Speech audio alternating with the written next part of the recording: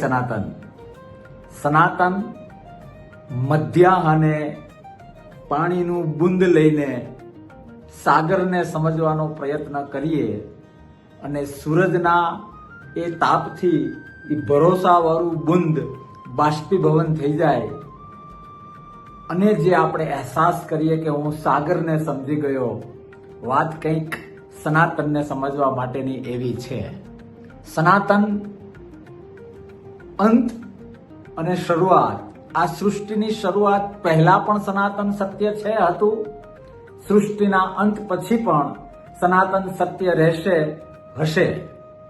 વાત સનાતનની કરીએ તો એમની આકાશ સાથે એનું ઉદાહરણ આપીએ, સાગર સાથે એનું ઉદાહરણ આપીએ, બ્રહ્માંડ અથવા બ્રહ્માંડો સાથે એનું ઉદાહરણ આપીએ તો પણ સનાતન એ ઉદાહરણની સામે જે કઈ ઉદાહરણો છે, બ્રહ્માંડ લઈ લો, સાગર લઈ લો, આકાશ લઈ લો, એ બધું જ સનાતન આગળ રતિ છે.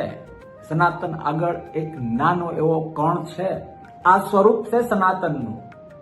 વાત ધર્મોની હોય, વાત સંસ્કૃતિની હોય, વાત અલગ અલગ ખંડની હોય, વાત અલગ અલગ ગ્રહોની હોય, જે કઈ છે એ બધું જ સનાતન છે.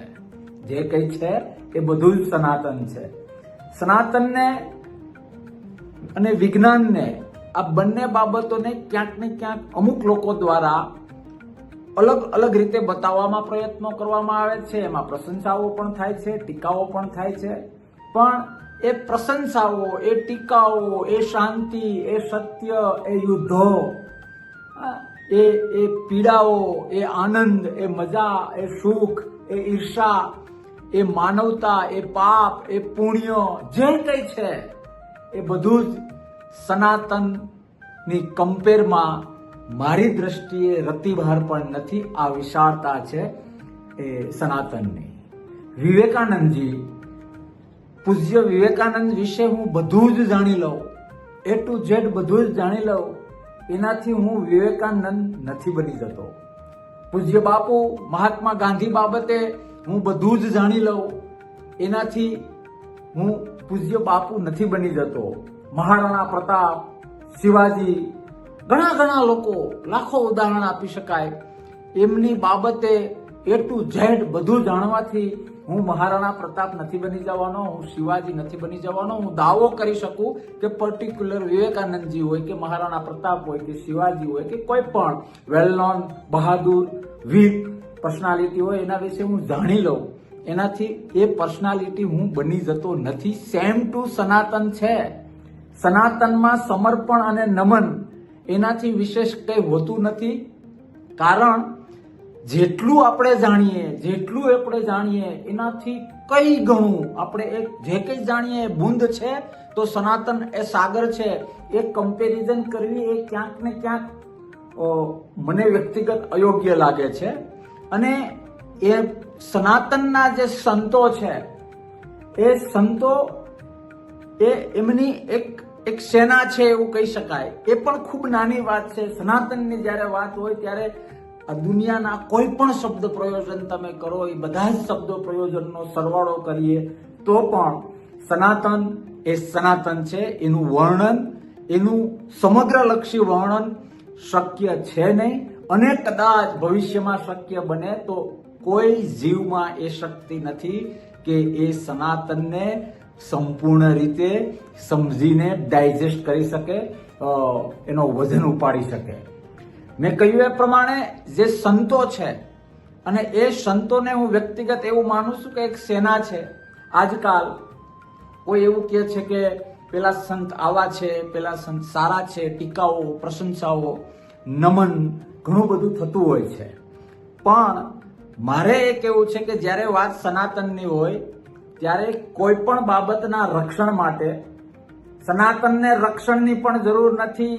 સનાતન ખુદ, મેં કહ્યું એ પ્રમાણે, એક એવો આત્મા છે, એક એવો જીવ છે કે જેને જન્મ અને મૃત્યુ, ટીકા અને પ્રશંસા, સત્ય અને અસત્ય આ બધાથી પર છે. આ બધાથી પર જે ટોચ પર છે એ સનાતન છે ને હું રિપીટ કરું છું કે સનાતન બાબતે હું જે કઈ વાત કરું છું એ સાગરની સામે બૂંદ પણ નથી, એ સનાતન છે. દાવાઓ થાય, વાદ થાય, વિવાદ થાય, ધર્મો વચ્ચે ઘણું બધું ભૂતકાળમાં થયેલું છે, ભવિષ્યમાં પણ શક્યતાઓ છે, પણ એ ક્યાંક ને ક્યાંક મગજની અસ્તિત્વની પોતપોતાના સંગઠનોની એક ઉપજ છે. બાકી સનાતન એ સનાતન છે, એને કોઈ જ પ્રકારની કોઈ અસર ન થાય. મેં કહ્યું એ પ્રમાણે સૃષ્ટિના પ્રારંભ પહેલા અને સૃષ્ટિના અંત પછી પણ સનાતન હશે. મારે એ વાત કરવી છે કે વર્તમાનમાં એવું કંઈક ચાલી રહ્યું છે કે પેલા સંત, પેલા મહાત્મા. સંત શું છે? ચલો આધ્યાત્મિક ગુરુ હોય, એક ત્યાગ હોય, એક સમર્પણ હોય. સંત એ આ ભૌતિકતાથી પર થઈને આવેલી એવી પર્સનાલિટી છે કે જે આધ્યાત્મિક રહે પોતાના વિસ્તારને, પોતાના સમાજને, સમાજ મતલબ જે એરિયામાંથી એ આવે છે અથવા એ પોતે ફિઝિકલી જ્યાં રહે છે એમને એક રાહ દર્શક બને. પણ જ્યારે ભૂતકાળના યુદ્ધો યાદ કરીએ, વર્તમાનના સંગઠન સામે સંગઠનની તાકાતો આપણે યાદ કરીએ, આ બધી જ બાબતો સનાતન આગળ સોયના નાકા જેટલી પણ નથી. પણ મારે સમજાવવાની કોશિશ એ કરવી છે કે સંત, મહાત્મા, સંન્યાસી, જે ત્યાગી છે, હું તો ઘણી વખત એવું પણ કહું છું કે કોઈ સંસારમાં રહેલો માણસ ત્યાગી હોય, દયાવાન હોય, કરુણાનો પૂજારી હોય અને આધ્યાત્મિક રાહે જીવનનો સમય પસાર કરતો હોય તો એ વગર ભગવાએ સંત છે. અને ઘણા બધા લોકો આમાં સ્વીકારતા પણ હોય છે. પણ ક્યાંક ને ક્યાંક અમુક પ્રકારના સંતો, અમુક પ્રકારના આધ્યાત્મિક પર્સનાલિટીઝનો જેમ પ્રશંસાઓ થાય છે એમ ટીકાઓ પણ થાય છે, અમુક આગમનોમાં વિરોધ પણ થાય છે. આ બાબતે મારે બધાને બે હાથ જોડીને વિનંતી કરવી છે કે 100 લોકોને લઈને તમે લડાઈ કરવા જાઓ તો એમાં શક્ય છે કે 25 લોકો એવા હશે કે જે તલવાર ખેંચીને આગળ ઉભા રહેશે. 75 લોકો કદાચ એ 25 કરતા થોડાક બી ગ્રેડે મૂકી શકાશે. પણ લડાઈઓ પછી આધ્યાત્મિક લડાઈ હોય, સામાજિક લડાઈ હોય, અસ્તિત્વની લડાઈ હોય કે આ જગતની કોઈ પણ લડાઈ હોય, એમાં સામેવાળા ને એક સાયકોલોજીકલ પેલું કરવા માટે સંખ્યાબળ બતાવવું ખૂબ ખૂબ ખૂબ જરૂરી છે. અને આ ખૂબ સામાન્ય વાત છે, કોઈ પણ વ્યક્તિ સમજી શકે. એટલે હું વ્યક્તિગત દરેક સનાતન પ્રેમીને બે હાથ જોડીને વિનંતી કરું છું કે કોઈ પણ સંત મહાત્મા કઈ પણ રીતે સનાતન બાબતે કઈ પણ કરતા હોય તો એ વંદનીય છે. કારણ કે એમની ટીકા કરવાથી પણ સનાતનને કોઈ અસર નથી થવાની અને એમની પ્રશંસા કરવાથી પણ એમને સનાતનને કોઈ અસર નથી થવાની. અને હા, એ સંત મહાત્મા જો સંત મહાત્મા અને ત્યાગની મૂર્તિ હશે તો વ્યક્તિગત એને પણ ટીકા અને પ્રશંસાની કોઈ અસર થવાની નથી. આવો સાથે મળીને સાધુ પ્રેમી બનીએ, સંન્યાસી પ્રેમી બનીએ.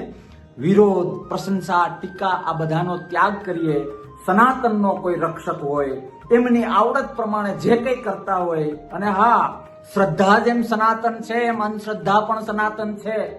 કારણ એ છે કે આ જગત આખું મતીને આધારે ચાલે છે. મતી, એવરીથિંગ ઇઝ ડિસાઇડેડ. આવું લોકો કેનારા પણ છે કે આપણે બધા કટપુતળા છીએ.